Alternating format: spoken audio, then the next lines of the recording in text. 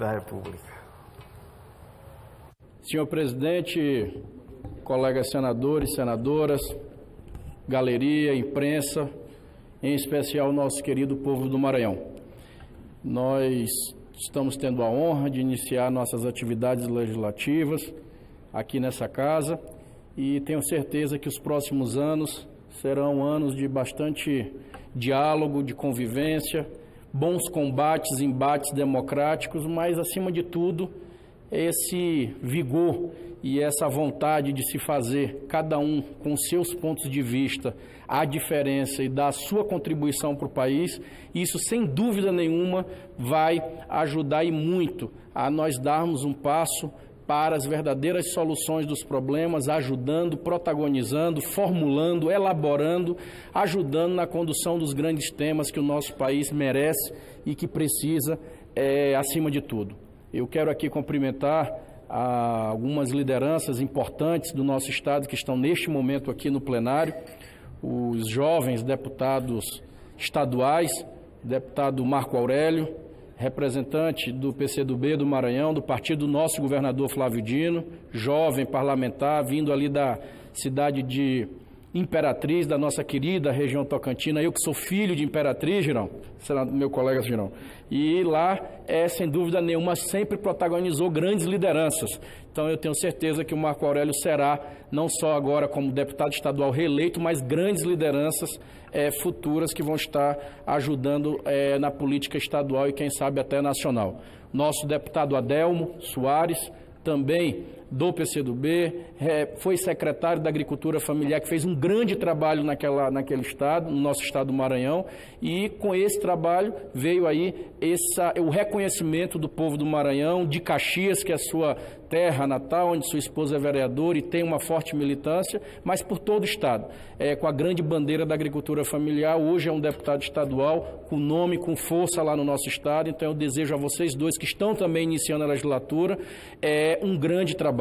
E aqui, em nome de todos os prefeitos maranhenses, presidente, aqui em nome do prefeito Laércio, nosso prefeito de Lago da Pedra do Maranhão, esse jovem prefeito que chegou fazendo a diferença, muitos não acreditavam, e ali ele tem mostrado que, mesmo com toda a dificuldade, ele, com seu estilo, sempre com bom humor, mas sempre focado em ajudar a construir as soluções dos problemas, ele tem ajudado a fazer esse grande diálogo com a classe política, com os prefeitos, e foi um dos mestres aí que ajudaram a conduzir essa grande votação dos nossos quase 2 milhões de votos, me dando a maior votação da história do Maranhão. Então, em nome de todos vocês, prefeitos, vereadores, eu quero abraçar todos do nosso estado.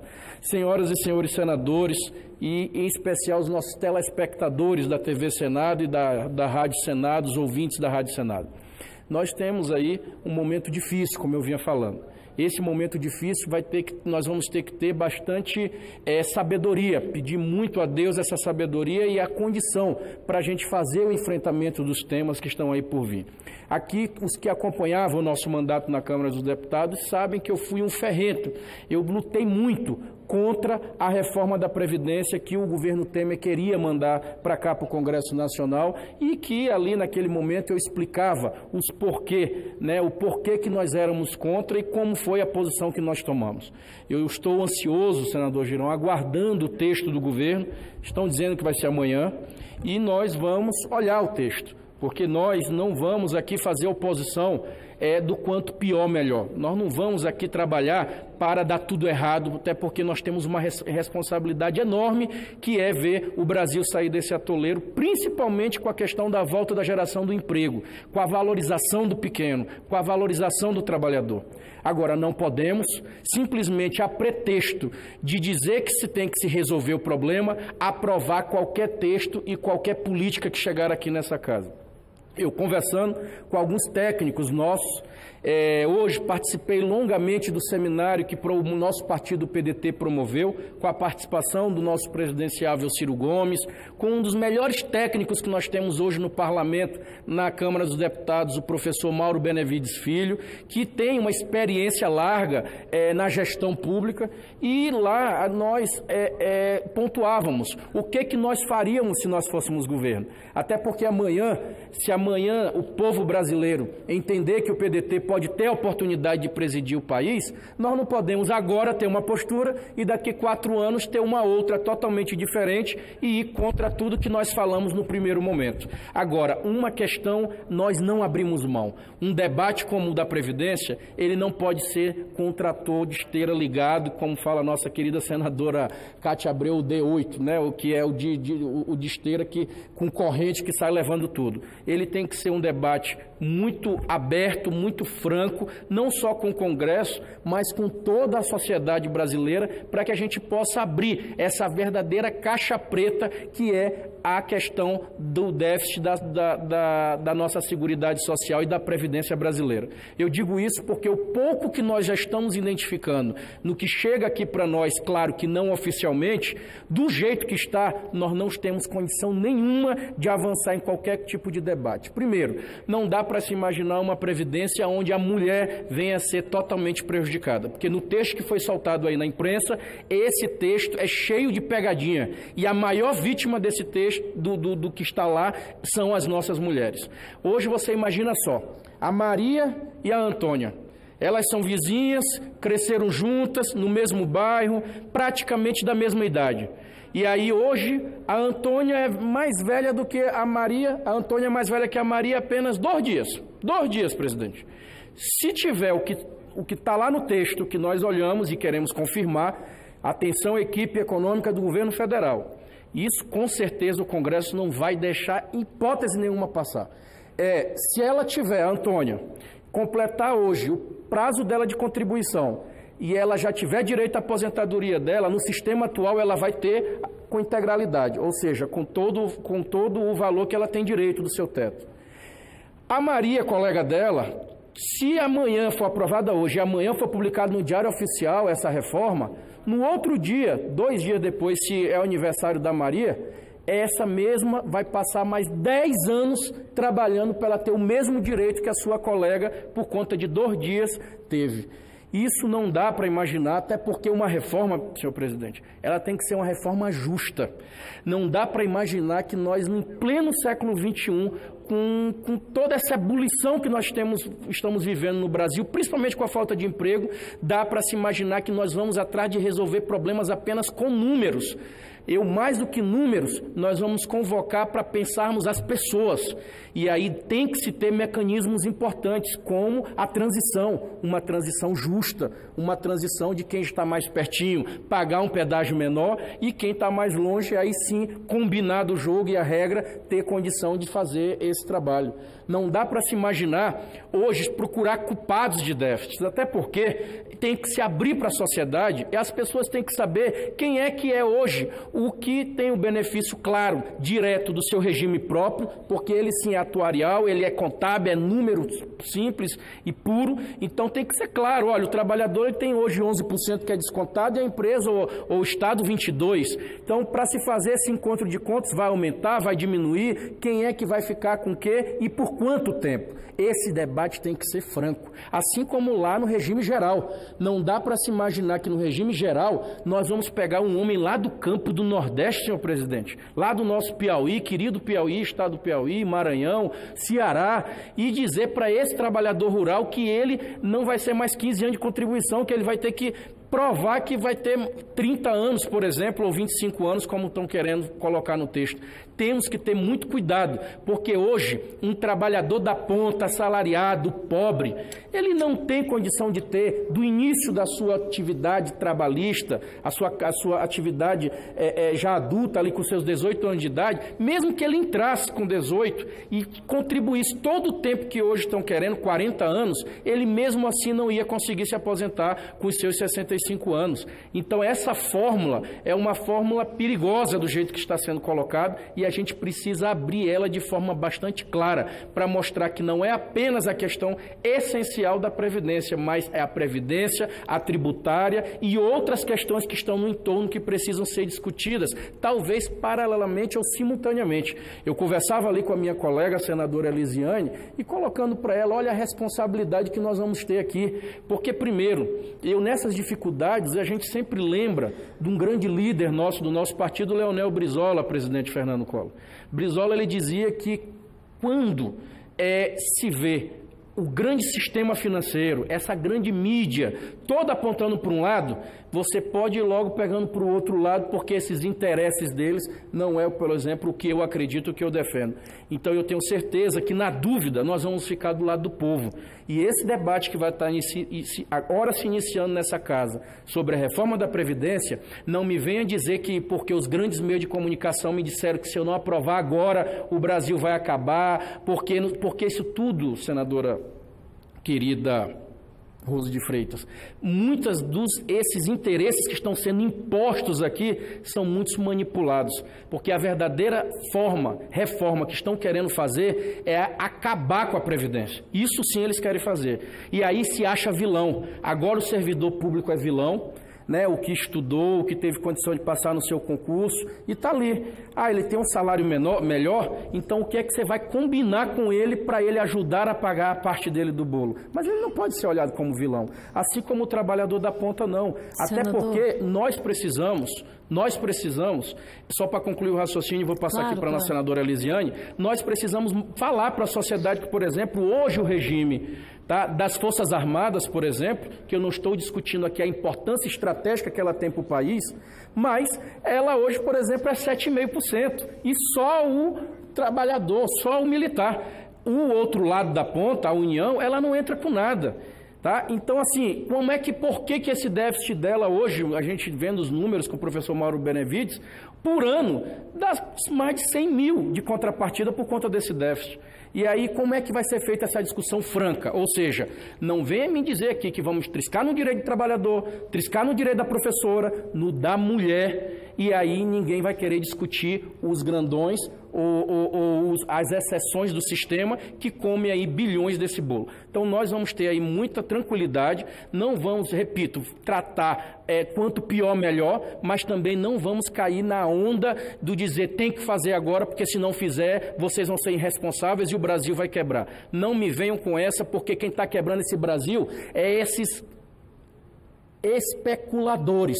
Quem está quebrando o Brasil é o sistema que nós estamos vivendo, que é um sistema horrível, dos poucos que estão ganhando muito e dos muitos que estão ganhando pouco. A gente não vê aí só empresa quebrando, os comércios fechando as portas, e aí a gente se depara aí só agora com esse lucro exorbitante dos bancos brasileiros. Itaú, bilhões, senhoras e senhores, de lucro. O Bradesco, Deus me livre.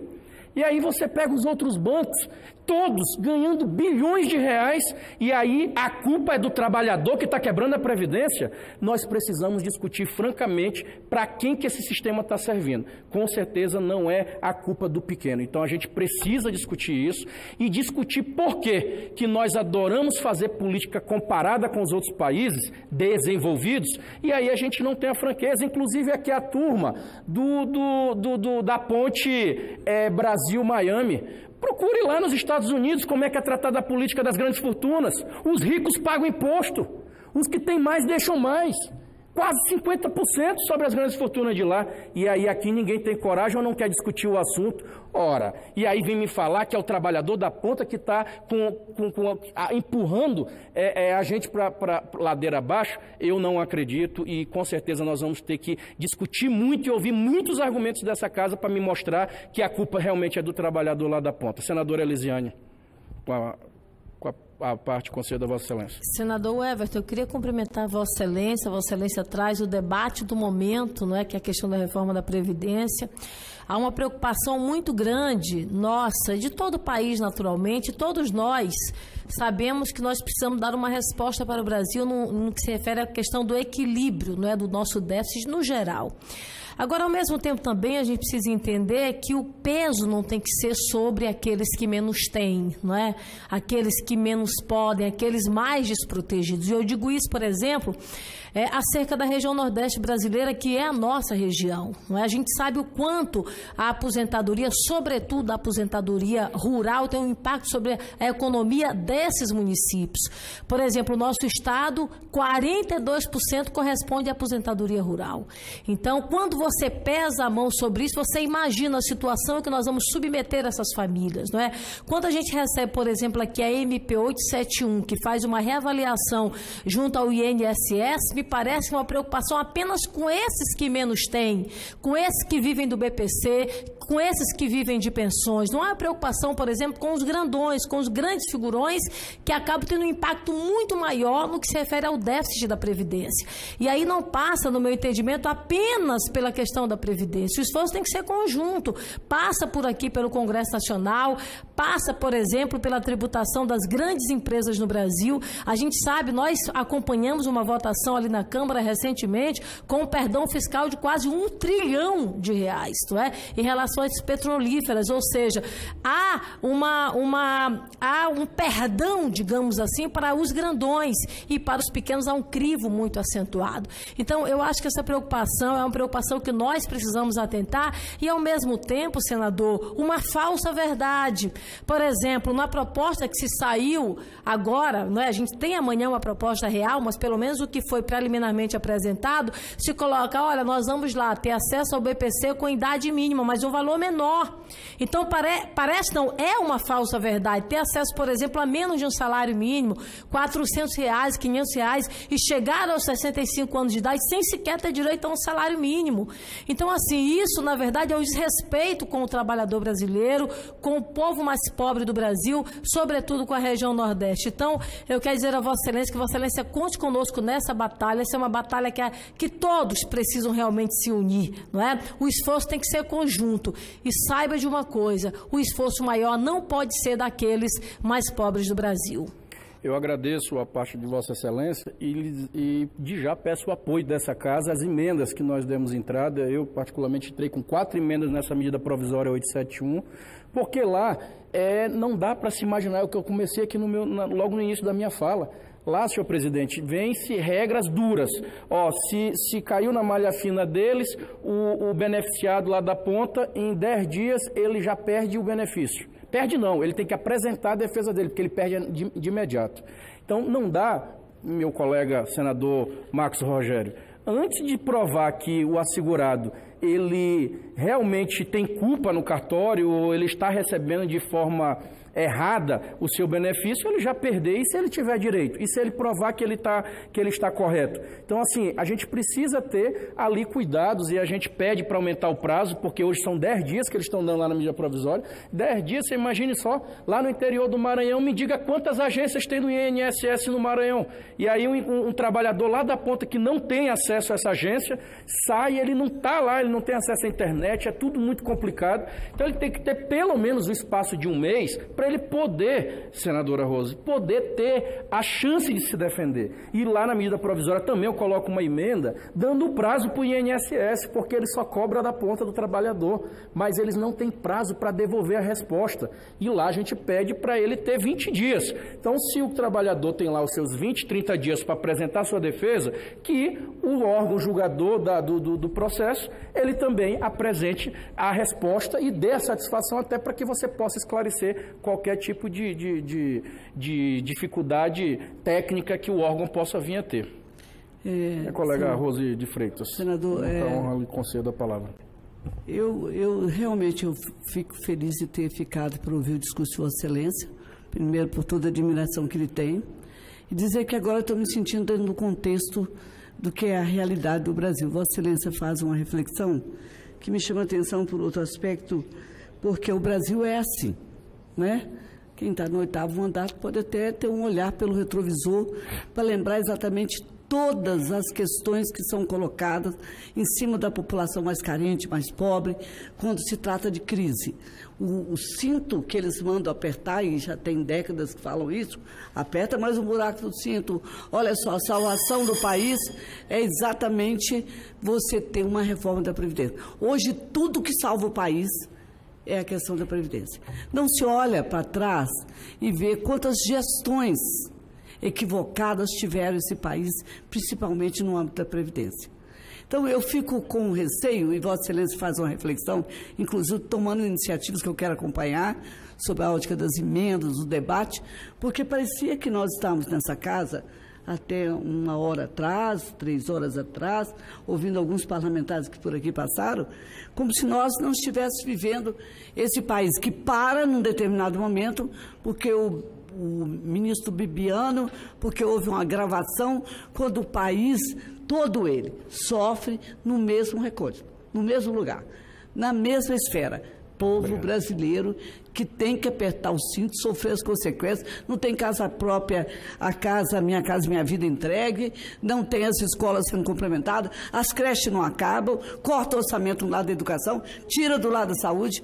Então, hoje, eu quando via, primeiro, por gostar muito de Vossa Excelência, sabe, a amizade e o carinho que ele tem, é por ver refletir a realidade, chamando para si a fala, para a gente observar melhor quem é que vai sofrer com a reforma da Previdência. Não estou dizendo que ela não deve existir, tem que existir, mas ela não é a salvação. Não é a única boia que tem no alto mar para salvar esse país. Não. Esse país precisa ser salvo com vários problemas que não são encarados. Né? Uma máquina pública deficiente, né? Ineficaz, um orçamento que não contempla as reais necessidades do povo brasileiro na educação, na saúde, nos avanços da área tecnológica. Então, eu queria parabenizar, sabe? Eu fiquei aqui para lhe dar um abraço e dizer que eu estou nesse debate pronta, onde for chamado, estou à disposição para ajudar a pensar em conjunto. E isso nós temos que fazer, e já. E não ter medo de colocar foco e luz em cima desse debate. Aqui não é contra o Brasil, claro. É a favor do Brasil realista, sobre o que realmente significa a reforma da Previdência. E se só ela salva o Brasil. Isso é que precisa ser discutido. Obrigado. Eu lhe agradeço e é a nossa expectativa, fazer esse debate de forma clara, aberta, colocar sim para o povo brasileiro e também para todos. Vem cá. Quer dizer que nós temos que fazer uma reforma urgente, mas não estão se chamando para si, cada um também a sua cota? Como é que reforma? É porque para você acontecer uma reforma, você tem que todo mundo ajustar. Então, assim, reforma num país que está aí fazendo um monte de perdão fiscal. Reforma num país que os grandões, a hora que querem, aprovam o refis do refis do refis do refis. E aí o cidadão que paga em dia seu imposto, que paga em dia tudo, aí ele não. Ele é, desculpa o termo, mas ele é o idiota ao quadrado. Por quê? Porque ele é penalizado. Hoje, é tipo os estados. Veja aí os estados que estão quebrados.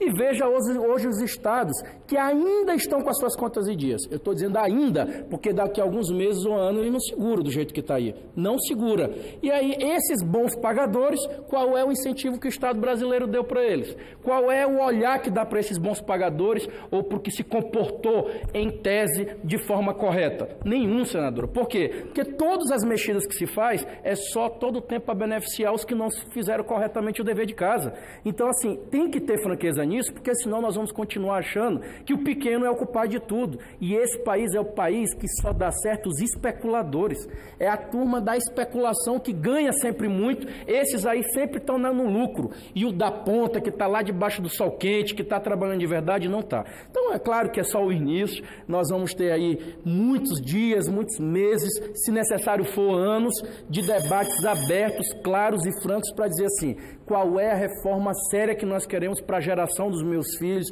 para os que estão vindo agora aí. Essa é que tem que ser discutida. Não é a reforma de governo A e B, porque o assunto é tão sério que não pode ser de um governo. Se for de um governo, ela já começa derrotada. Principalmente esse daí. Eu vou me coçar aqui, não vou falar nada, que eu fiz um acordo comigo mesmo e com o meu partido de que eu só iria abrir a boca para fazer qualquer avaliação do governo depois dos primeiros 100 dias. Olha que eu estou me coçando, porque não deu nem 40 dias, mas é assunto demais da conta para falar, mas eu vou segurar para depois não dizer que nós fizemos aqui qualquer tipo de oposição irresponsável. Eu já até reclamei para o meu amigo Major Olímpio, que foi do nosso partido, eu disse, Major, vocês também estão querendo utilizar o nosso espaço da oposição, querem tirar aqui a nossa tarefa de fazer essa boa vigilância do governo, porque eles mesmos sozinhos estão aqui se atrapalhados, batendo cabeça, não tem ninguém para falar ou para resolver as questões do governo, mas nós estamos tendo calma, vamos chamar para o diálogo, nós somos responsáveis e eu tenho certeza que lá no final tem uma luzinha no fim do túnel que a gente vai poder encontrar uma grande saída. Deputado, senador, querido amigo Max Rogério, para a gente continuar aí seguindo nossa agenda.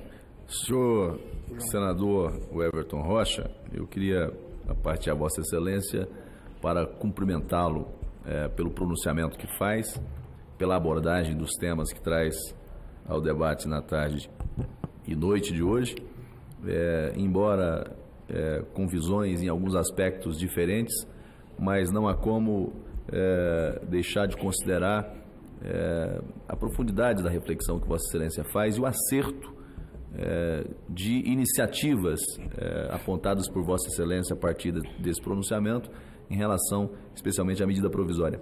É claro que no modelo que nós temos no Brasil de separação de poderes, de tripartição de poderes, né, o governo propõe e o Congresso debate e vota. Debater e votar não significa concordar com aquilo que foi apresentado pelo governo. Aliás, em matéria de reforma da Previdência, o papel central é do Parlamento, porque é matéria que vem pela via do emendamento constitucional. Não é dado ao Executivo sequer o direito de ratificar ou retificar aquilo que o Congresso Nacional faz. É ato do Poder Legislativo, é decisão do Poder Legislativo.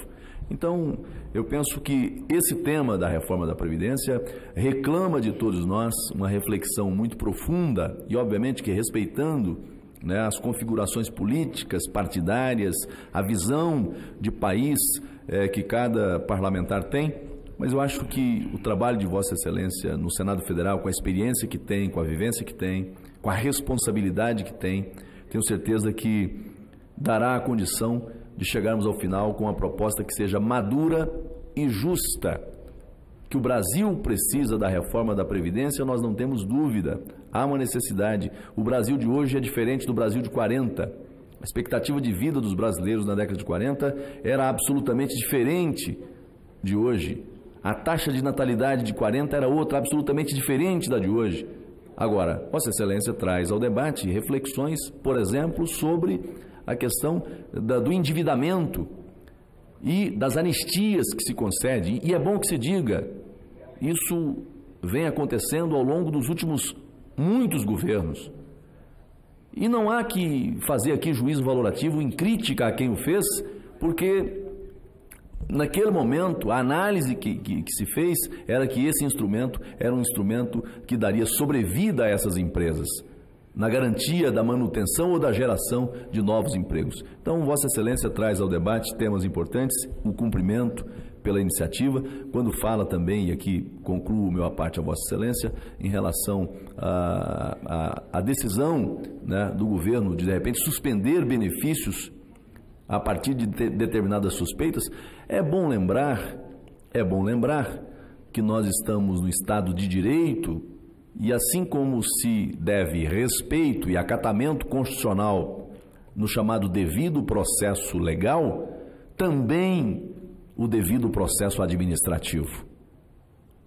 Não é de qualquer jeito, não é de qualquer maneira. Então, cabe a esse parlamento, obviamente, que as propostas que são encaminhadas para cá, cabe o debate, cabe aqui a decisão do parlamento de manter o que veio, aperfeiçoar ou rejeitar essas propostas. Cumprimento Vossa Excelência, que engrandece esse Senado com sua experiência e, sobretudo, compromisso de defesa intransigente do seu Estado do Maranhão.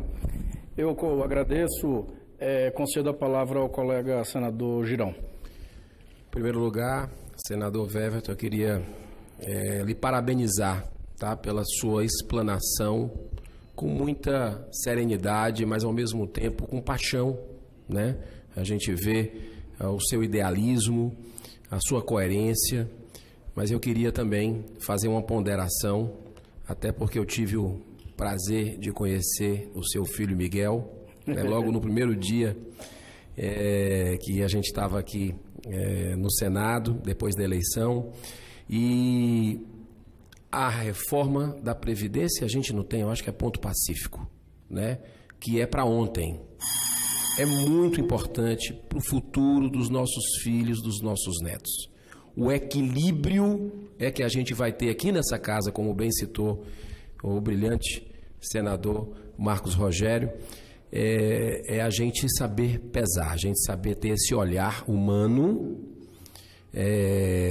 concomitantemente observar que não tem sido tocado, eu quero reiterar isso aqui, a questão dos devedores bilionários. Hoje o senador Paim colocou que são meio trilhão das dívidas dos devedores da Previdência, como bancos, como JBS, envolvida em escândalos como a Lava Jato, também devem à Previdência. Então, acho que concomitantemente tem que se buscar esse dinheiro até para ter um equilíbrio. Agora, o senhor falou uma coisa que eu concordo 100%. Essa questão de refis do refis. A gente vai privilegiar quem? Quem está pagando, quem está suando para pagar, ou aquele devedor que muitas vezes propositadamente espera o refis, deixa de pagar para ficar jogando para frente a situação. A gente tem que fazer essa pergunta: o que o país vai priorizar? Quem paga, quem procura honrar suas dívidas, ou aqueles que ficam esperando esse refis? Então, eu vejo que nós precisamos ter serenidade, precisamos não deixar cair no ombro do menos favorecido, concordo plenamente, né? Se a gente tem que buscar cortar privilégios, é muito importante também. Estou ansioso por essa reforma para a gente ver como é que está isso, mas acredito que todo o esforço nesse momento a gente precisa fazer para que o país, porque a conta não fecha. A conta não fecha, isso é fato. Isso vai ser demonstrado nos debates, mas a gente precisa encarar esse assunto de uma vez por todas, para o futuro do Miguel, para o futuro do João, do Antônio, dos nossos filhos e dos nossos netos do país. Muito obrigado, parabéns pela sua participação, pelo seu pronunciamento. Eu agradeço nosso colega senador Girão, encerro aqui as minhas colocações, as minhas palavras. A ideia foi justamente essa: nós vamos provocar, levantar, colocar as inquietações, os pontos que nós vamos analisar aqui conjuntamente de forma muito aberta, de muito à luz do processo. Eu acho que uma primeira questão que essa Casa e o Congresso Nacional como um todo tem que pactuar para essa reforma. Nós não podemos deixar desconstitucionalizar nada sobre a reforma sobre a questão da Previdência Social. Ela não pode ir para instrumento de lei. Faz-se a mudança da progressão da idade mínima e o restante se resolve via lei. Não podemos deixar isso acontecer, senador Marcos Rogério. Temos que manter o texto dentro da Constituição, porque ali vai nos dar garantia, sim, com uma reforma séria que vai ser discutida nessa Casa, de Estado, para que amanhã a gente não venha ter nenhum tipo de pegadinha. Vou te dizer só uma, porque realmente eu preciso encerrar para passar aqui a palavra a Vossas Excelências. Mas uma pegadinha só que está aí. E eu vou logo dizendo que eu já estou sabendo para eles nem tentarem mandar para cá. A que trata sobre a questão lá dos militares. Aí está lá na Constituição que fala que a previdência deles é tratada em lei. Ok. O que eles estão dizendo que vai vir no texto é que ela vai ser tratada em lei complementar. Ou seja, sai do quórum, da maioria simples, para uma maioria qualificada, a lei complementar. Então não dá para criar pegadinha e dificuldade para manter aí status quo e manter também privilégios. Então nós vamos ter que conversar abertamente sobre isso, sem nenhuma dificuldade. Estou dizendo nada contra nenhuma categoria. Agora, se é para conversar sobre trabalhador rural, nós vamos conversar sobre também as Forças Armadas. Se é para conversar sobre Força Armada, nós vamos conversar sobre servidor público. E vamos conversar sobre o país, sobre o Estado, o sistema que está privilegiando os grandes, que está privilegiando os especuladores. Vamos olhar o orçamento da União, que vocês vão entender o que eu estou dizendo. 90 bilhões para a educação, 110 para a saúde, e aí quase 700 bilhões por ano para pagar dívida e para dinheiro lá para fora, para especulador. E aí, quem é que vai ter a coragem de fazer essa bendita auditagem da dívida pública do nosso país? Quer dizer que nós estamos hoje trabalhando só para pagar e para mandar dinheiro lá para fora? Não dá, e nós vamos ser inquietos sim, vamos sim aprofundar esse debate cada vez mais. Muito obrigado, presidente. Cumprimento Vossa Excelência.